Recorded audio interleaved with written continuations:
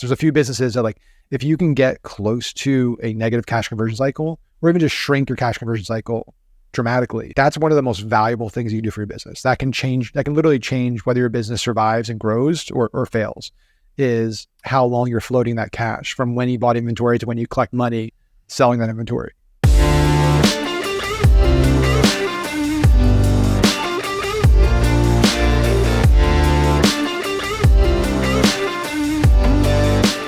Max Finn, I'm glad that you showed up. We've got lots of stuff to talk about.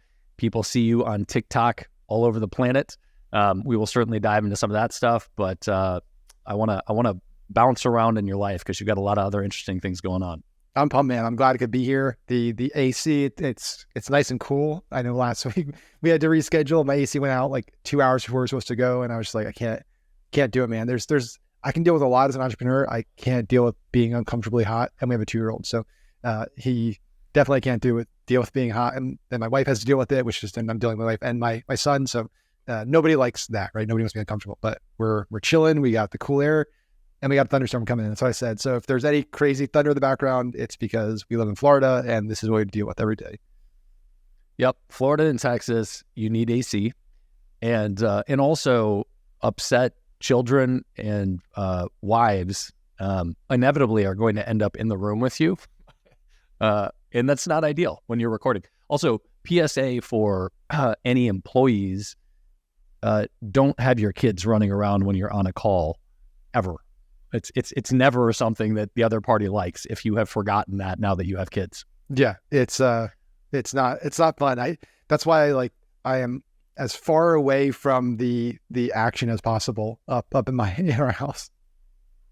I love it. Well, let's jump into stuff. I want to talk social, but before we do that, give a little background. Actually, let's give a little background on kind of what businesses you have now. I like to sort of establish frame for people. So, what are the businesses that you have currently, and then we'll back out. Yeah, I mean, the three primary focuses right now are, we have Unicorn Traffic, which is a performance marketing agency. And we've been in the agency space for over a decade now, have done it every way you could think of, the kind of full service retainer route, the high end premium boutique route. And we've inevitably, and we can talk about this, we can go down this rabbit hole, like I inevitably found out is they all kind of suck. They all have been in the same place at some point, but we like buying media, like scaling. So performance for us is the way to go, which means that we actually front the ad spend. We actually get paid on just CPA or CPLs.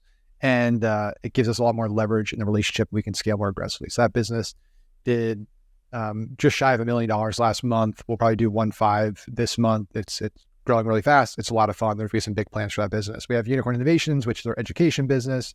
We do trainings. We have our Social Trends app.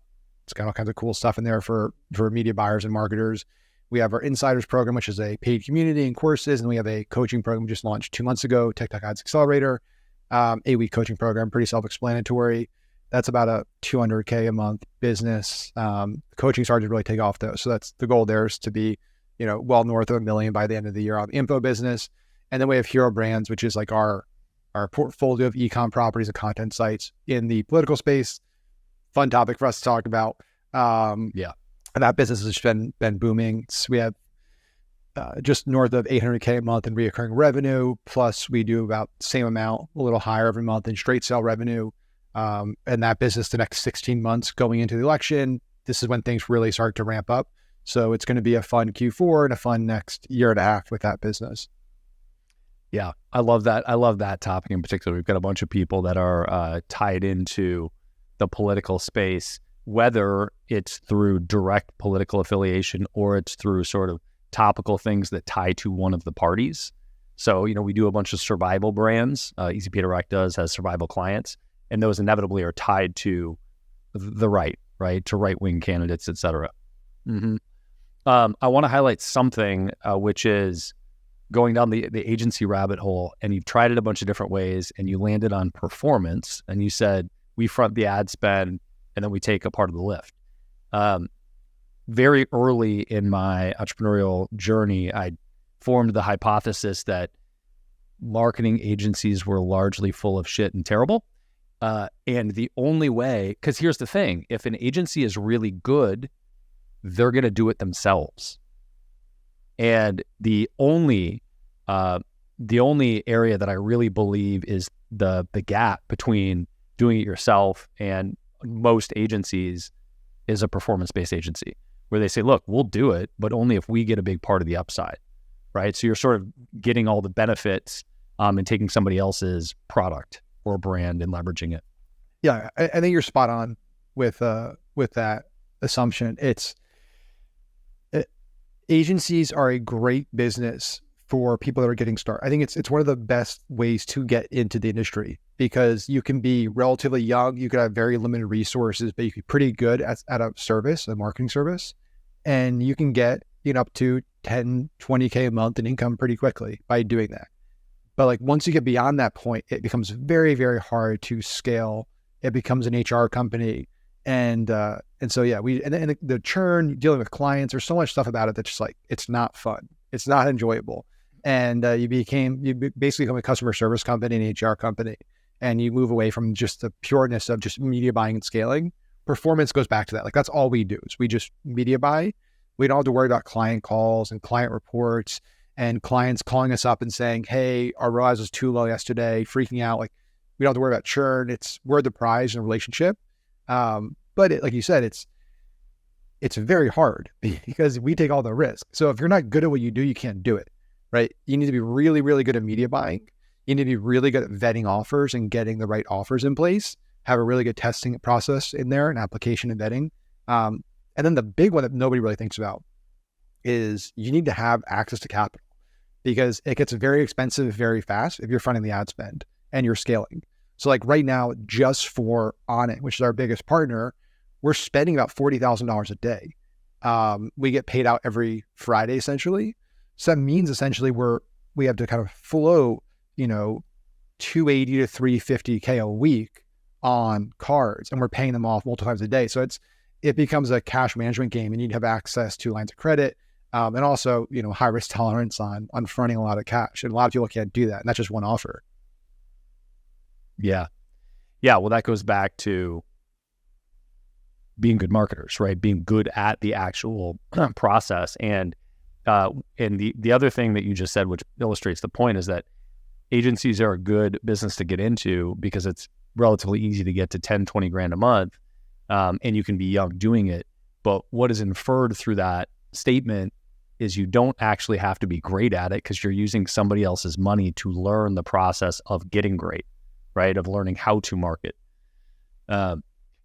So, that's the yellow or red flag for business owners that are hiring agencies for different things. Well, let's back out for a minute. So tell me the beginning of business for you. It's all I've done. I'm very fortunate in that I came from an entrepreneurial family, right? So my grandpa was an entrepreneur, my dad was an entrepreneur.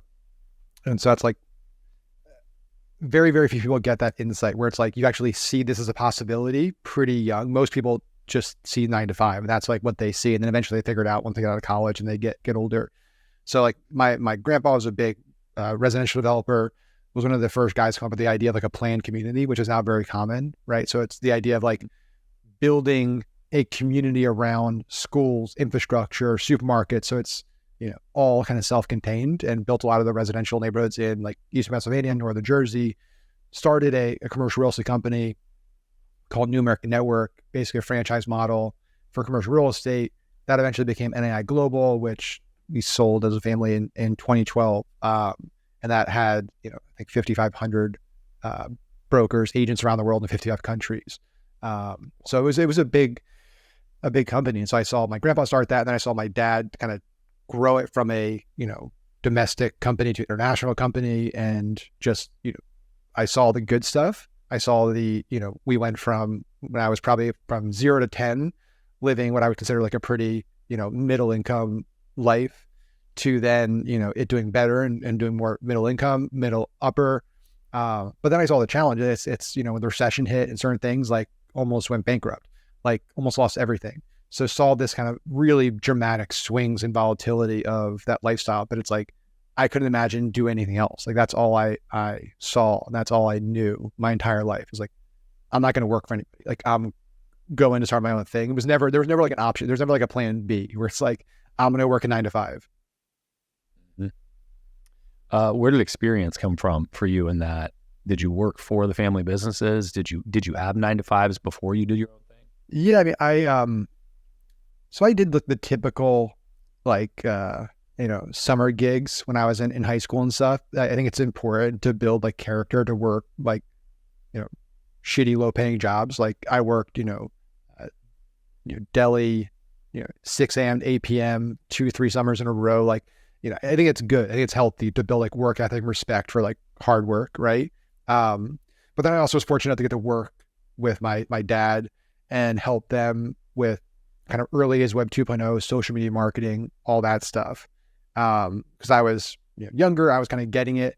Commercial real estate's not known for being the most tech savvy and the most advanced when it comes to marketing strategies. So I was able to bring a lot of that insight in there, even though like I was so really young in experience, but I kind of got it pretty early on, just the marketing aspect of it. So I was able to bring that in there. I did that for about 2 years. But then in college, started my first company.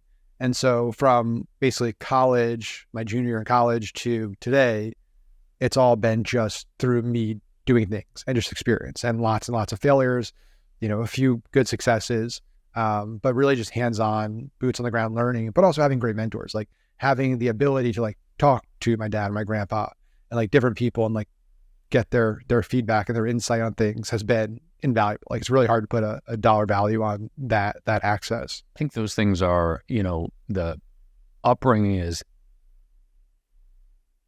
such a big deal. I mean, it's a nature nurture conversation, but the seeds that get planted mentally last a very long time. My relationship with money is still evolving, but I grew up in this money doesn't grow on trees.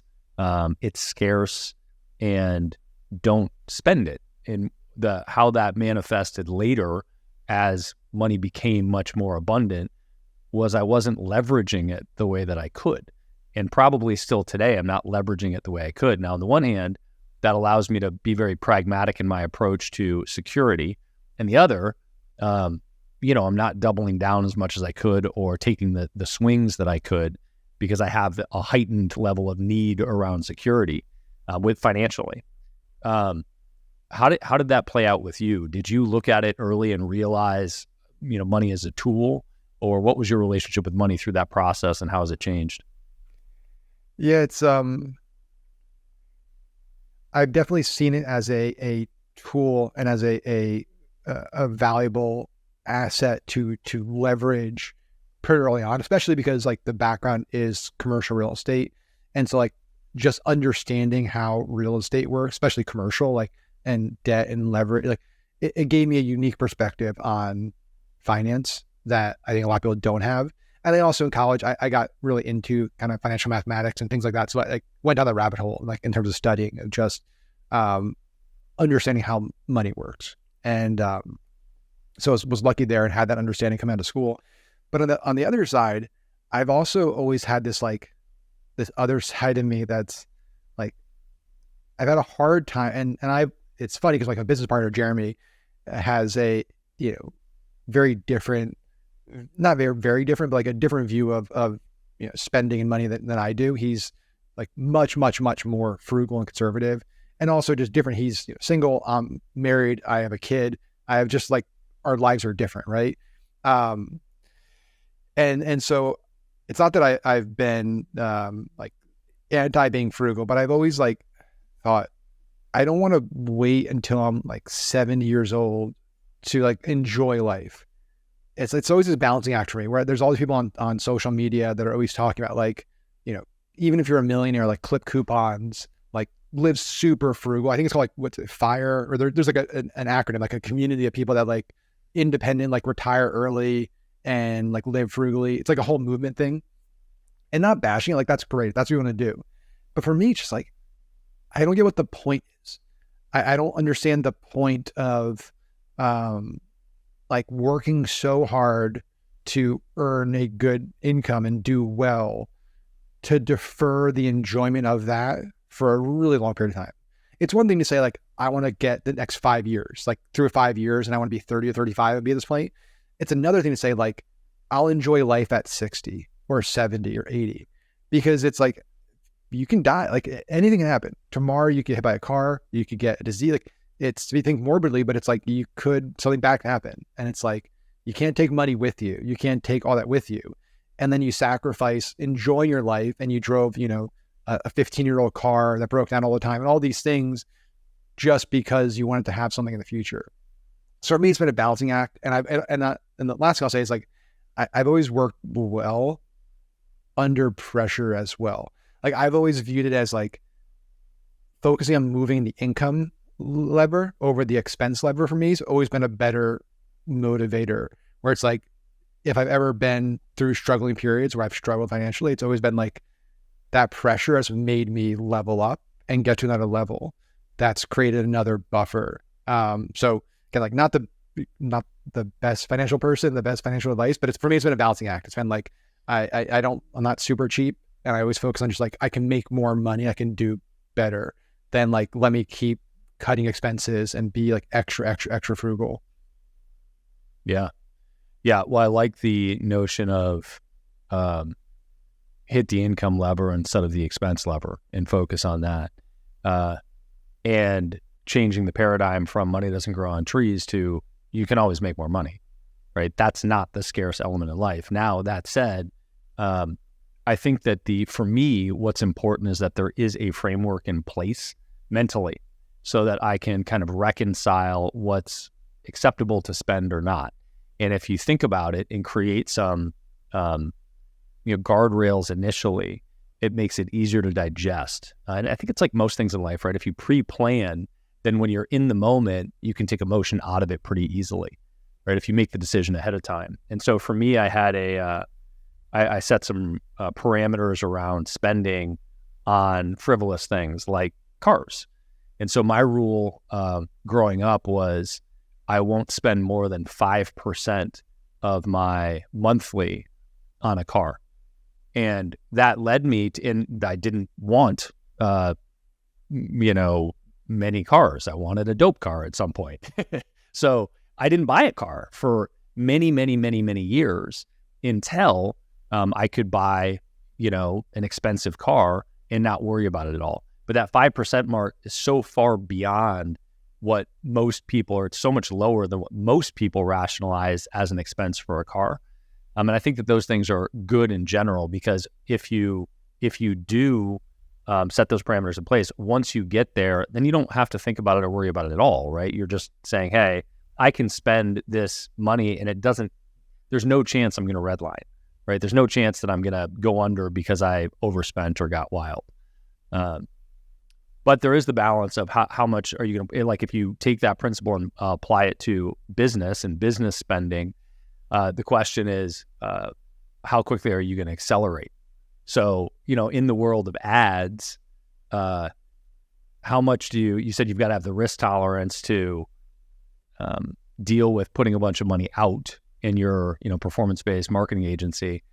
How do you think about money in that space? Like when is it a test or when is it doubling down, and how do you know when to spend more money? That's a great question. And frankly, it's a question that we've been dealing with a lot in our different businesses. I think it's important to sit down and have a clear discussion, especially when you have partners. All of our businesses, we have partners, and none of we have I have a holding company. That holding company owns by equity all the businesses and then pays me and my wife, different people, a salary. But but for our main companies, they're all owned by different partners. And so I think it's important to get on the same page of what is our goal with this business? And I don't think enough people, especially in the agency game, think about this. Is my goal to build something that I'm going to sell or exit, or is it to build something that's going to spin off cash, right? And I think the ideal scenario is you have some businesses that are cash flow businesses, some businesses that are big swings, where I'm building something that could have a large payday. Because it's very difficult to build wealth without having large liquidation events. It's hard, just on pure income. It becomes it's not that it's impossible. You can spin off a lot of money, but it's much easier to build wealth when you get a $5 million lump sum amount that you can then deploy. You can do a lot more when you have capital, especially right now if we're going to if the economy tanks, if things pull back, having cash versus I make $5 million a year or $1 million a year and it's coming every, 2 weeks or every month in distributions. So we look at our businesses that way. It's okay, our goal with this business is we're building this and this is something we think we can sell. And so if that's the goal, we need to build teams, we need to invest in systems, we need to reinvest capital into it because we want to build something people want to buy, right? Nobody wants to buy a business that's just like a lifestyle cash flow business because when they buy it, like there's nothing in place to keep the cash flow coming, right? But then other businesses like, okay, this is purely just like, nobody's going to buy this business, right? So let's just maximize how much cash we pull out of it and keep kind of the minimum amount in the business to keep it running and moving forward and kind of consistently growing. So we kind of break our businesses down that way in terms of like what the goal is. And that drives a lot of our short and long-term decision-making and investments and determining how we actually use cash in the business. Interesting. And how do you think about it when you are, let's say you are taking somebody else's business, you are the marketing agency. Are you approaching it? Are you asking them what their approach is to the business, or are you looking at and saying, hey, we were hired to scale an offer, we're putting money into it to grow it? Yeah, I would say most businesses that come to us in performance, the ideal scenario is that they're on the asset building side. Because the whole way it works is you need to be able to pay pretty aggressive CPAs for performance to scale. Like if you're a business, you're a brand, and you're selling, whatever widget it is, and you're coming to say, I want to have an affiliate program. I want to have affiliate drive traffic and drive me sales. Great channel to have. But you're saying we need to be profitable day one. It's going to be difficult unless you're somehow like have crazy economics and your AOV is just off the chart. But for most businesses, that's not going to be in the cards. It's going to be hard for you to get affiliates attracted, like the top players attracted to come run your business. If you're basically saying like, hey, your CPA that we pay you needs to be lower than like we get internally. Just, it's not going to work. So in our best relationships, it's with companies that understand, hey, this is about acquiring customers. This is about growth and rapid growth. And we'll make money on the back end.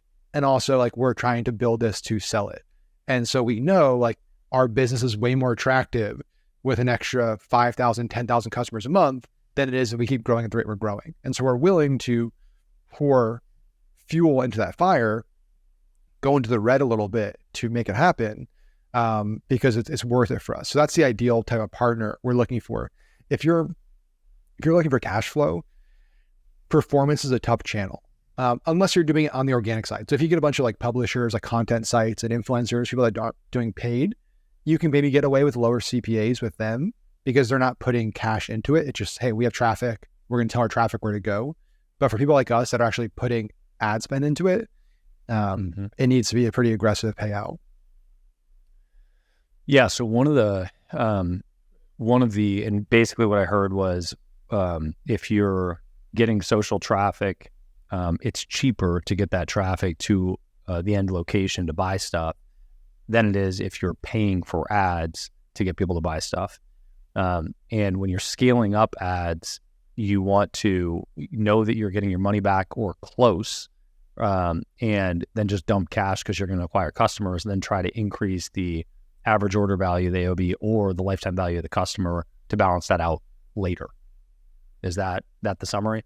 So one of the flags that or issues that we see inside of EasyPay Direct is when people go into performance and they start scaling ads and they grow fast, right? And they go from, because we have a couple very good performance agencies that send us business or that we see performing, and they'll go from 10 grand a month to 50 to 100 to 500 to $1 million a month to $2 million a month. But if they didn't figure out the back end, it's not uncommon to see them go from 2 million a month to 100 grand a month or to zero, right? And so they scaled it, and it was a rapid scale of an offer or one product, and then it tanks. How do you prevent that happening? What's the when would you not want to go performance and ramp it up like that? And how do you avoid that cliff? We avoid it because by being very selective with who we work with. So our ideal partner is, as an agency, as a performance agency, our ideal kind of client coming onto that is already a $50 million a year or bigger business. So we're not really looking for sub 50, definitely not kind of sub $20 million a year businesses for that very issue, which is on both sides of the equation. So one is the risk of them not knowing their numbers well enough, their LTV good enough, or having the perfected like subscription product, whatever it is they need to move that needle and keep things going. And so things can crash on the back end of it. What actually happens more often than not is the front end breaks, because every business, like I've been doing this for a long time, and I'm sure you've heard the same thing. Businesses come to you and say, hey, I want to scale. It's like, okay, like if we're getting, CPAs at this or ROAS at this, like how much are you willing to spend? How much can you scale? And they'll say, well, infinite. That's like the usual answer. It's like, we'll spend as much money as possible. Well, and right. The answer actually is it's not infinite. It's constrained by your supply chain and your logistics and how much capital do you have to buy inventory in your cash conversion cycle and all these things. And most businesses under that level have no idea what any of that means. So it's like you scale things for them. Let's say they're a $5-10 million company. You start doing 200 orders a day from, and 6 weeks in, 8 weeks in, they're like, hey, we actually need to pause because we're out of inventory and it's going to be another 3 months before we get a shipment in. Or we need to pause because we just got a deal with Walmart or Target to do retail and we only have enough cash. Like they're going to beat us on a margin. So we need to put all of our cash into that. Like that happens that's happened lots of times to us. And so now we just really don't operate with those types of companies. We look at companies 50, 100 plus million that are looking to be, $500 million companies, $1 billion companies. They're looking to be like really big companies, but at the time they're starting, they still have a lot of stuff figured out now. They have, deeper pockets. They have the supply chain figured out. They have the back end numbers figured out. They know what their retention rate is. They know what their LTV is 3 months in, 6 months in, 12 months in. They have that all dialed in. So there's much less, not that it's impossible. Businesses can still fail at 50 million or 100 million, but it's less likely than a 10, 20, $30 million a year business that breaks. So the two things that I heard, you're coming from the frame of if you are an agency and taking on clients, be careful of who you take on. But there are a lot of people listening that it's their business, right? And so they're thinking, hey, do I hire a performance agency or do I look at how to scale internally and scale my ads? And the two flags that I heard there were, you better be really clear on the rest of the customer life cycle and how you can build up your LTV or your average order, or already have it in place. And that was number one. And the other was the rest of the business. The rest was like the operations of the business. And can you stress test your customer service, your logistics, your product creation, depending on what that is, and all of the elements of actually delivering the product. Yep. And then in that, which is kind of pulling it out, because I think it's almost its own thing, is the financial aspect of it. A lot of people don't look at it because I find most people are, when it gets within the finances, it's just like, I don't want to touch it. It's like, it's so complicated and it's boring. It's like, I just don't want to do it. I'm just kind of throw it over here and just, it'll work out. But it's like, that's been probably the single biggest variable for Hero Brands be able to grow the way it's grown without any outside capital, is the fact that we have a negative cash conversion cycle with that business, meaning that we have such great terms and financial vehicles in terms of how we pay invoices and our credit and stuff there, that we actually collect revenue before we pay for the product that we sold to collect the revenue, which is like, that's how Gymshark also grew really fast. There's a few businesses that, like, if you can get close to a negative cash conversion cycle, or even just shrink your cash conversion cycle dramatically, like that's one of the most valuable things you can do for your business. That can literally change whether your business survives and grows or fails, is how long you're floating that cash from when you bought inventory to when you collect money selling that inventory. Yeah, it's interesting because you spent college learning finance and you grew up in a household where you learned some financial literacy and leverage through commercial real estate.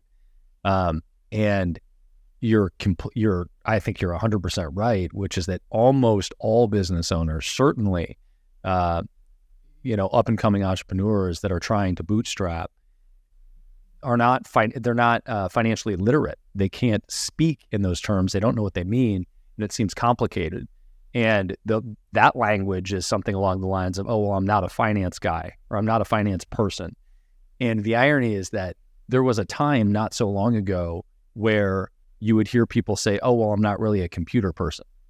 And this is like, 10 years ago. I'm not really you can't say that shit right now. Like, what are you fucking kidding? Like, who says I'm not a computer person right now? What does that mean? Yet you have entrepreneurs that will say, oh, I'm not really a finance person. It's a building block of certain, and I think in some business models more than others, but it's a building block certainly in physical products or heavily ad-driven products, where if you don't have a grip on it, you're pretty handicapped. Yeah, it's a huge void for a lot of small businesses, is the financial understanding, the financial literacy. I mean, frankly, like, I don't think there are many excuses nowadays to not. I think it's really just ignorance or just laziness, to be like totally blunt about it. The information is there. You don't need to go to Harvard to understand this stuff. There are amazing channels that talk about finance on YouTube. I mean, on TikTok, there's the Miss Excel, what's her name? The Excel woman who like blew up doing Excel trainings. Like on TikTok, like she just does all kinds of crazy Excel stuff. There's so much good content out there on every channel that can teach you all the basics. Can you think of any off the top YouTube channels that are focused on finance? I can't, because I don't look at them, because I haven't had to research that, so I don't know, but I know they're out there. Like I know for a fact there are, because there's in every topic, like any hobby I have or anything I'm interested in, there's sub communities out there of people that's like all they do. They're full-time creators on a specific topic. Well, let me back out on that then and ask a more global question, because yes, I think that the information's everywhere, but curating or vetting the information can be difficult, because there's a huge difference between somebody that is good at playing the game of social to get attention and get virality and build an audience, and somebody that actually knows what the fuck they're talking about. So what are the things that you would look for if you were trying to vet credibility of a source to learn from online when you're learning a new topic? That is a $1 billion question. And if I had the answer to that, I don't know. Short of doing a kind of deep dive on the individual, that's really the only thing you can do. Because the challenge is you're in this weird place where you don't know. The whole reason you're there is because you don't know about the topic. So it's very difficult to call BS. Transparently, it's difficult to call BS even when you know a lot about stuff. There's people in our industry that, like, it comes out a few years later that they were just totally full of it, but they were really good at saying the right things. Because if you're a good talker and you're good at creating content, you can go out there and you can consume from all the best people that are actually legit and just pull. You can pull this thing, this phrase. Somebody could take like this clip or the video I did a few weeks ago on cash conversion cycles, and they can just reword it, repurpose it. They might have a better personality, better follower. They could just shoot the exact same video talking about it, and it's a correct video. Like it's there's nothing wrong about it. They're just repurposing it, but you don't know that they don't know what they're talking about. So it's almost impossible to vet through the content itself. The only two ways really is, one, if you are, able to see that person in long form conversations. That's probably that's why I think Rogan and guys like Lex Friedman have grown so substantially, is because it's impossible. It's very easy to BS in 15-minute sound bites.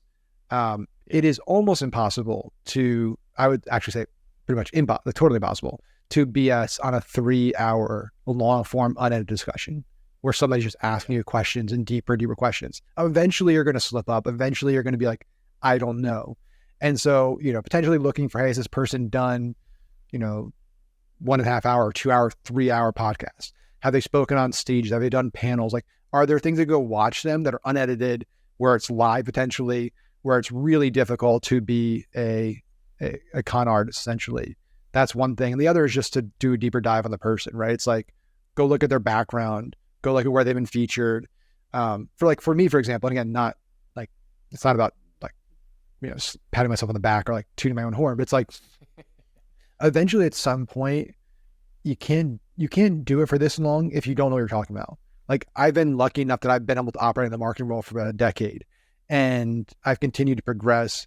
And because of that, I've been able to speak pretty much everywhere, pretty much every stage, and do programs for a lot of industry leaders. So it's whether it's digital marketer, whether it's Kajabi, whether it's ClickBank, whatever it is, like I've been able to do things at these different companies, whether it's going to TikTok headquarters, like, and so at some point that just stacks up enough that it's like, either this person is the greatest con artist in the world and they're playing the longest con, or they probably know what they're talking about, right? It's either one of those things. So it's like, you got to look at the person's resume. It's like they just popped up a year ago and they haven't spoken on any major event and no big podcast in the space sat them on it. Like there's a few credibility things you can look for pretty quickly where it's like, maybe this person's legit, but like they're new and nobody's found out yet, or they're just, full of it. Yeah, I love that. So, and I think some of the takeaways and the flip side of that is it's not about the size of their following. It's not about who they had on as guests, unless you're just listening to them as an interviewer. But in terms of expertise, long form is tough to cheat for now until, AI and compute power gets better and you can put something in your ear and, digest quicker or transform quicker. But then duration is the other. In one of the, we've done a bunch of payments for Tony Robbins. And so when that name comes up in the entrepreneurial community, there's basically no negativity around it. But in the rest of the world, certainly before his Netflix documentary, there was. And so people were like, oh, motivational guru guy. And the thing that I would always say is, look, love him or hate him, you cannot be around for 40 years and still fill rooms with 5, 10, 15,000 people if you're full of shit. Like clearly a bunch of people like him and he's helping people, or he couldn't continue to do that in this information era. Yeah, it's a fact. I mean, honestly, like, I don't care at that point when you're that level, like, I don't even care what your topic is. Like, just the ability to get onto a stage and command attention for days. He does like multi-day sessions for football arenas. That in and of itself, like he could literally speak gibberish and it's still like be like, this is an impressive human being who I can learn from. Because it's such a gift, it's such an art. And if you're a marketer, especially, like, forget anything he talks about, just the things he does on a stage, his body language, the way he communicates with the crowd, the way he speaks, how he speaks, all of that is worth just an infinite amount if you can pick up one or two tips from that. And so I think a lot of people dive deeper than they need to almost sometimes. It's like just the act of what he's doing or people like him are doing is impressive enough. Well, then I think we've got another criteria to identify through. So it's long form, it's tenure in a space, duration that you've been around. But then the third, and I think the important one, is being clear on what you're actually trying to learn, right? So if you're trying to get, tips on how to be a better human, Tony may or may not be the person. If you're trying to learn how to command a crowd and market from stage and fill a room, you better fucking believe he's the right person to watch because he's been doing it consistently, right? Undeniable. Yeah, I love that. So, all right, I've got to go. We got to go into TikTok a little bit. I know you talk about it all the time, but I want to talk sort of strategy with it versus the other platforms, and why it? Why is that the thing, and what's unique about it for you, and what space does it fill for you? Sure. I mean, two main points here. One is, and I said this a bunch of times in the last year or so, like, frankly, I'm a marketer. I don't really, people kind of, you get labeled early on as like, for a while as a Facebook guy and then TikTok guy, because that's what you're focused on at that moment. But for me, just like, what are channels that can be exploited, it's a negative word, but can be get leveraged that have the highest growth potential that I can tap into? So like right now, even we can talk about this if we have time, but like threads, like anytime there's something new that people are really into, that's where the opportunities are. That's the best time to be on it, is in that moment, not when everyone is on it, right? Not when it's been mainstream. And so for TikTok, it just happened to be right time, right place. I got banned by Facebook personally. Didn't really impact our business because we have lots of media buyers on Facebook, but I was trying to figure out, like, what do I want to do? This is all I've done for the last, few years, really focused on Facebook heavily. And so the timing just worked out. They reached out to me. I had done some demos in their beta. and was like, okay, this is interesting. I didn't really use it personally before, but saw it as an opportunity. And then the more we dove into it, the more I started seeing a lot of commonalities to Facebook's growth curve. So if you look at how Facebook grew as a social media company in terms of user growth, in terms of demographic growth, and in terms of investment in ad platform, TikTok followed and is following a very similar trajectory, right? And once you get past a billion monthly active users, it's really hard to deny. It's not going anywhere, right? And we can talk about the ban and stuff if you want, but that's a whole nother topic. Obviously, we have to talk about the ban at least a little bit because that's entertaining for people. Well, you've got two camps, right? You've got people that are like, what the fuck? How did he get banned from Facebook? And then you have the people that are like, oh yeah, obviously that happens all the time. Yeah. So we can talk about that, but like just to finish on the specific TikTok thread of like why you need to have diversification, right? So again, I don't really care if it's TikTok. It scares me to see businesses, unless you're like a brand new business. And I think when you're brand new, being single channel, single focus is important. But once you start to get momentum and you're doing, $50,000, $100,000 minimum a month, like you need to start looking at channel 2, channel 3. You need to have other traffic centers. You need other sales generators for you. And TikTok happens to be a really effective one because it's got scalability, right? So there's a lot of places you can advertise out there. There aren't many that have 1 billion users on it and are growing, right? So you need to have something that has a lot of users that's growing, and also a platform that's investing heavily in their ad tech. Right? So one of the things people forget when they're comparing TikTok to Meta, of course, Meta is still a better ad platform.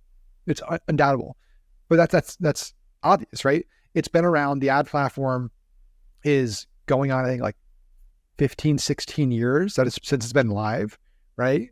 And it has over $500 billion of spend. So just the amount of data is just a massive, 100 billion every year in spend, $500 billion around it total. TikTok launched their ad platform less than 4 years ago, right? And the first year or 2 years was less than 10 billion in spend. Next year it'll do more than YouTube in terms of ad spend. So it's eventually it'll catch up, but it's still way behind in terms of just the number of data, number of years. But they're investing so heavily. So where they're at, like if you compared like Facebook year 3, year 4 to TikTok year 3, year 4, it's like night and day where TikTok is compared to if you're doing apples to apples. And they're just recruiting a lot of the best talent. They're pulling talented members of the ad team from Google, from Meta, investing heavily. They have an amazing roadmap. And I think it just fits in really nicely in terms of direct response, in terms of top of funnel. My buddies at, I believe it's No Commerce, might be them, which company that was doing post-purchase surveys.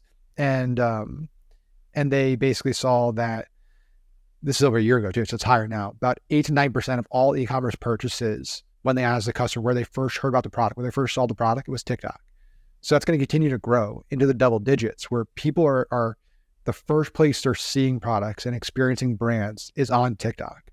So you want to be there. You need to be there from understanding a full marketer's journey of like, this is a touch point in a journey.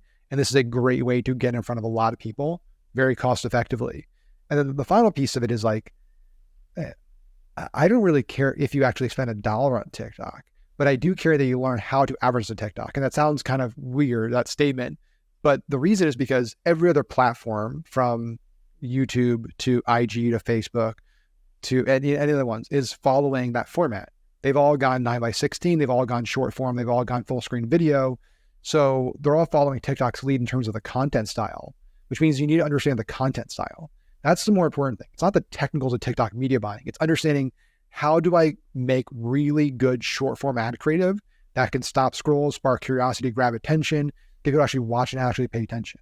That's more what I care about teaching people. And if you can understand that, one, you'll do good on TikTok, which is great. But two, you'll do better on YouTube with Shorts. You'll do better on Facebook and Instagram with Reels. You do better with Stories. You'll do better across the board because you'll understand how to advertise in this kind of new short form world that we're in. Yeah, that makes sense. So, and you hit on a couple of the specifics of what's important about the platform. What are, and I want to talk threads, and I want to have the entertaining story of Facebook's ban also, but let's stay on TikTok for a second. So, how do you create differently when you're looking at TikTok as a medium, and what does the funnel look like? And is the funnel different if you're starting it on TikTok and stopping the scroll and getting initial attention there? Yeah, the funnel looks moderately different. Yeah, it's not dramatic. It's things that work more on Facebook, or at least historically work more on Facebook. They're actually working a little less now. Just I think consumer behavior is changing in general. But like advertorials, pre-sales, longer form sales pages, we don't see translating as well to TikTok. So TikTok is definitely shorter form pages, like much more value, much more like really good creative UGC content above the fold, really getting the message across above the fold, not making people have to scroll very deep into the page to get information. In terms of the actual like content on TikTok and how you create differently for TikTok, it's really a heavy emphasis on trends and communities on TikTok. And when I say trends and communities on TikTok, I'm not talking about like the latest dance or something like that. I'm talking about like understanding culturally what's happening right now, like news, pop culture, what's going on right now that I should be working into my ads. So like when, ChatGPT was blowing up, it was like, well, let's start doing some ads where the opening shot is like asking a funny question in ChatGPT because everyone's thinking about that. So let's leverage that because it's top of mind in our creative. So it's more so just like, you need to be more like on the ball in terms of the level of creativity you're putting behind it. Not in terms of like the production value, but in terms of just the ideas behind it. The hook, the visual, the angle, all those things matter a lot on TikTok. And they matter more on other channels now too. But it's all about like, what am I saying in the first second? What am I saying in the first 2 to 3 seconds? What am I doing visually in the first few seconds of the ad that's going to get people to actually like, oh, that's interesting. Oh, I need to hear the answer to this. Oh, I really am curious about this, because you're dealing with just this endless swipe and endless scroll. And so that's really important. And just making content that doesn't suck, because if you make very like salesy ad focused creative on TikTok, that's going to cause TikTok users to potentially leave TikTok or abandon the process, which TikTok does not want because they're in the game of addiction.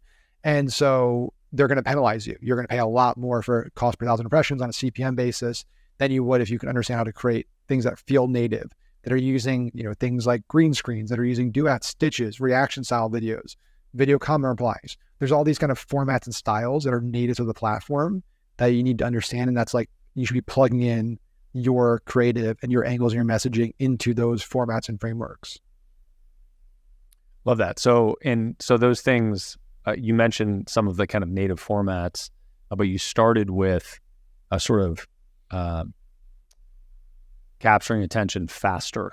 And that's obviously relevant in all ads. How do you get attention right away? But you also mentioned from a funnel perspective, if you're driving off to wherever you have, the buy now button, trying to keep whatever you can above the fold for the call to action. Is that all just because the people that are on TikTok or the platform itself lends itself to a much faster paced environment where you're scrolling? Yeah, you have less time, right? People have less patience for being bored, right? So it's like if I'm on TikTok, and it's not just TikTok too. Now it's shorts, it's reels, all these. If I'm in these scrolls where I'm just going, like this is I want to be entertained. We're interrupting with advertising. And so every second that I'm getting that person off of what they were doing before, I need to continue to reinforce that you should be here. Like there's a reason for you to be here. And as soon as I bore them, as soon as it seems like it's not relevant to them anymore, as soon as I get lazy and do something relatively boring or not personalized, like they're going to go back to that thing because that's what they really care about. This is just an interruption. And they're kind of humoring us and going along with it because like, oh, this is interesting. Like I had the curiosity. And so I need to, every like step, every word, every visual needs to build on that to a conclusion. And if I add too much stuff, if I make them think too hard, if I make them do too much work, any of those things, they're just going to revert back to what I care about, which is this automatic pilot part of my brain, just scrolling through videos. So it's more about just like you're playing a different game there, where you're not the prize. Like you're not the primary reason like they're there in this moment. You're kind of an afterthought that got their attention, but they're there for TikTok. They're there for Instagram. They're there for YouTube, for the content. Yeah, that makes sense. Okay. I want to talk threads because we're at, July 7th right now, 2023. Threads dropped 2 days ago on a random Wednesday. Threads is the Twitter competitor. Yeah, Twitter clone and it really is a fucking clone. I mean, it's like you look at it and you're just like, oh my God.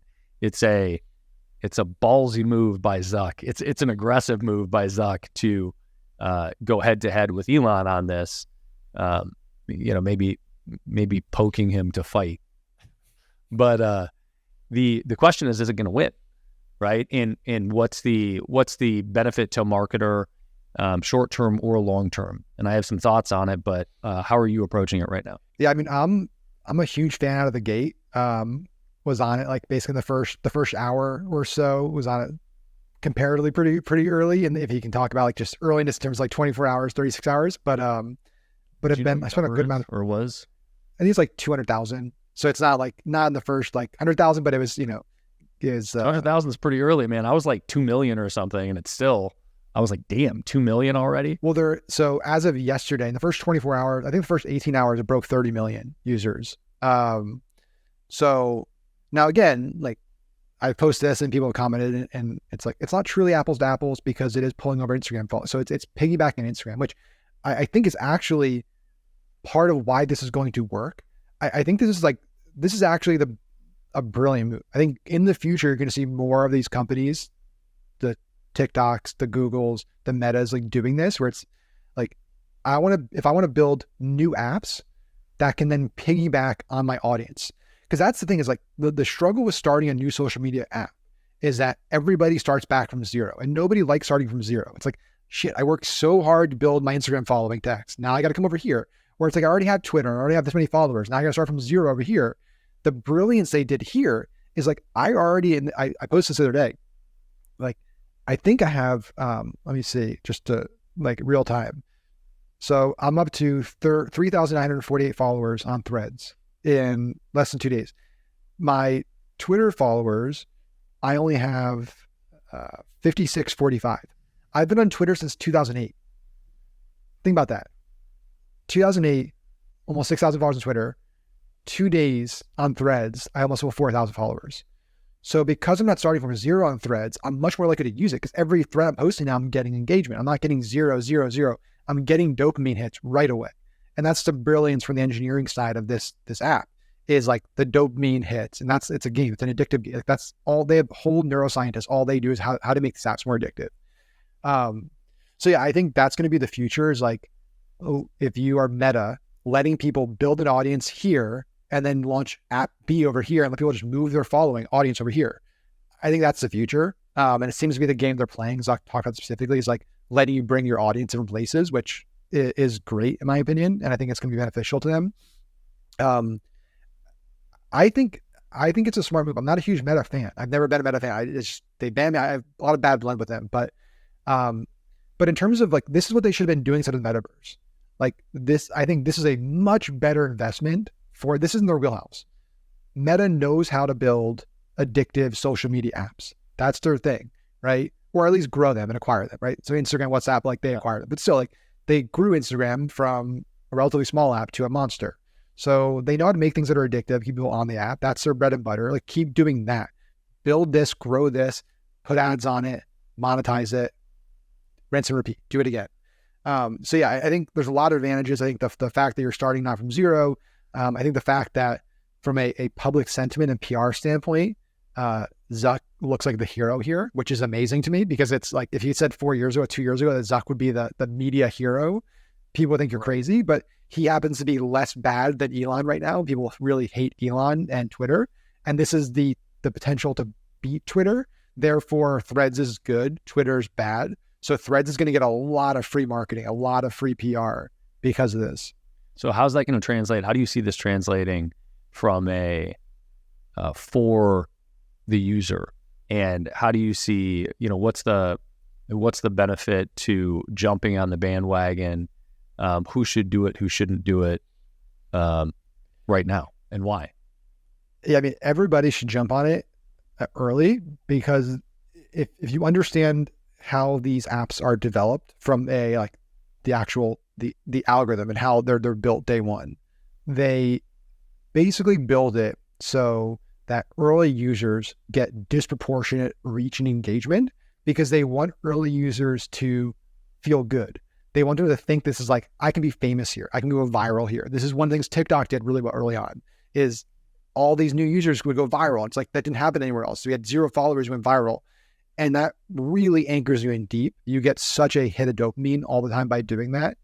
And so when you have new apps in the early days, if you can get on there early and be hyperactive, you can build a large following, a large audience much easier and much more quickly than you can if you hopped on Twitter today or Instagram today, right? So it's like, even if you're thinking about this could be interesting to me at some point, I'd rather you get on there now and start building and then decide if you want to use it down the road.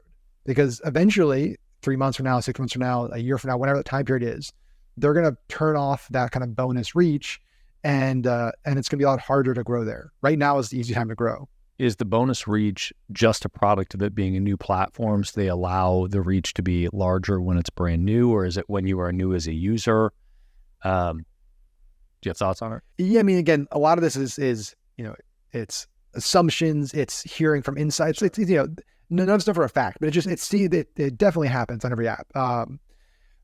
I think it's a combination of two things. One, I think I do believe there's an engineering component to it where it's intentionally people are getting more reach today than they're going to get in a year from now, just based on their follower ratio and stuff. But the other thing too is because there's less users, it means if you create a lot of content, you have a greater chance of reaching more people, right? There's just less content to sift through. It's like if I post a tweet today or on Instagram today, it just goes, or TikTok, like there's so much content being created. Whereas like if I posted a YouTube video, the early is YouTube, not a lot of videos being posted on YouTube or Threads. Like it's early, there's a lot of people coming on to consume content, but not a lot of people creating content. So there's that mismatch of eyeballs to content for those eyeballs to see. That's an astute observation, and I think I've heard that in the past for new platforms and forgotten it. But a good reminder for all people right now. I guess if you're creating for Twitter, fundamentally, it's the same.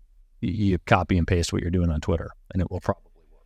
Yeah, I think people will eventually figure out how to put a unique, like how to use it in its most unique fashion. Like what are some of the nuances and differences? But right now, it's definitely it's like the early days. When Reels were out, like Reels and Shorts on YouTube were just TikToks. Everyone was just taking their TikToks until Mehta and people started putting like penalties on posting TikToks. And then people are like, okay, I guess I'll create unique content for Instagram if I want to keep using it. But right now, I think, yeah, you're going to see a lot of just people's best tweets, moving them over and posting them as threads. Yeah, it makes sense. Okay, I gotta get the Facebook story. So you got banned from Facebook. How'd it happen? Why? I was waiting it out. I was like, maybe we'll just wrap. I don't want him to tell the story. No, I'm just kidding with you. Yeah, I mean,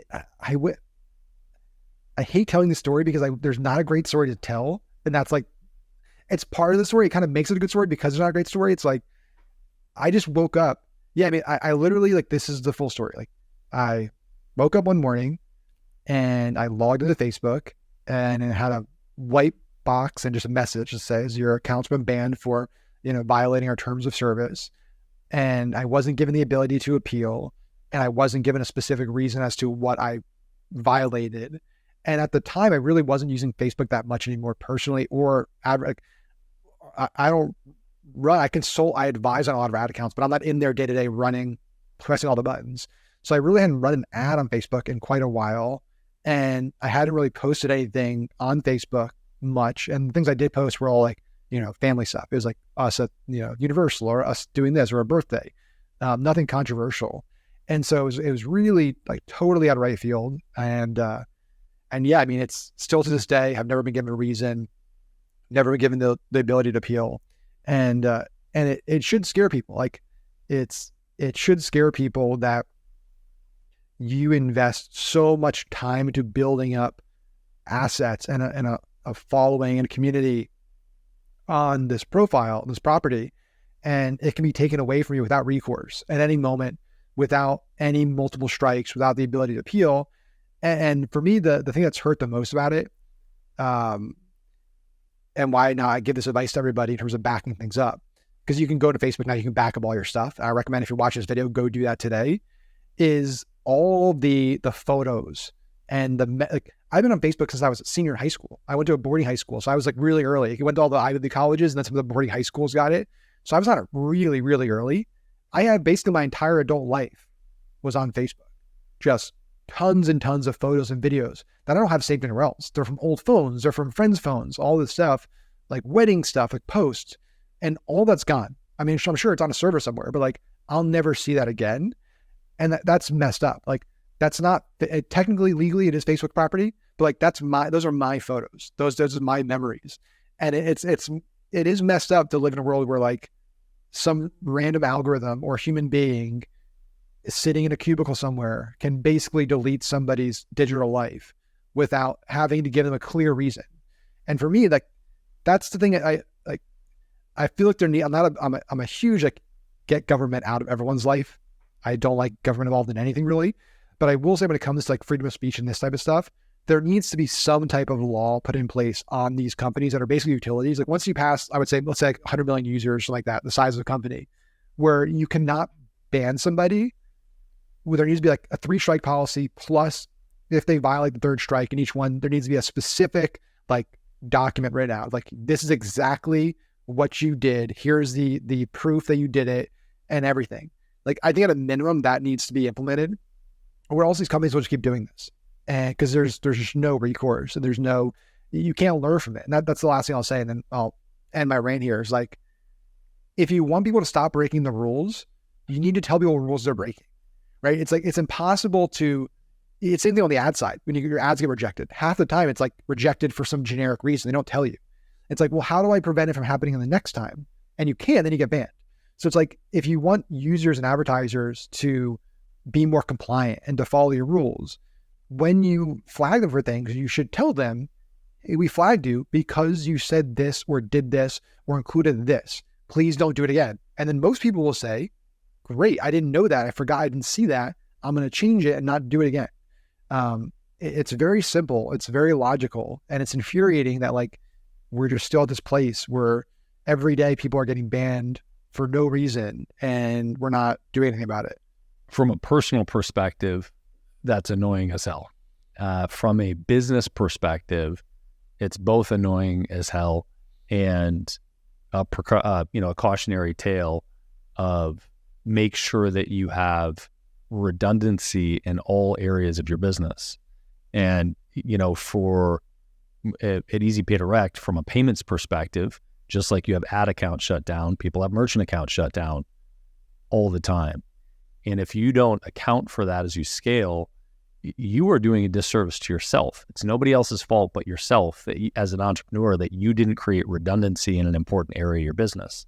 And unfortunately, I am, like many people, I am very good at learning from my own mistakes once I have made them several times, but I'm not great at learning from other people's. And hopefully, that the story of getting banned from Facebook will help somebody else learn that, if you're heavily dependent on one of these platforms to drive traffic, however it is, whether you're using it as a paid tool or you are using it, quote unquote, organically, where you have a group, or you've got, a DM funnel that you're driving, or it's, hey, post a word in the comments, and then you're reaching out to them. If that's your mechanism, you need to be aware that it's a volatile channel, and you need to have other channels available. Well, I love that, man. Well, I appreciate you carving out time. I've got 100 other questions. We did not dive into a couple of your other businesses that I want to, but I know we're at time. So in the interest of that, where do you want to send people? Where can people find out more about MaxFin or anything you've got going on? Sure. So if you're interested at all in potentially working on the traffic side, unicorn traffic, all one word.com. If you're interested in anything we do on the education side, the teaching side, unicorninnovations.com. Those are the two places. And I'm on social media, at Max. If you want to follow me on Threads, at MaxFin. That's also my Instagram handle. And then on TikTok, it's at Maxwell_Fin. Love it, man. I appreciate you carving out the time. Of course, dude. Great talk to you. Likewise. Love it. I hope you enjoyed the episode as much as I enjoyed doing it. I need your help. There are 3 places you can find Beyond a Million. The podcast itself, beyondamillion.com, which has some cool free resources, including a free course. And we finally launched the Beyond a Million YouTube channel. I would love it if you would go there and subscribe.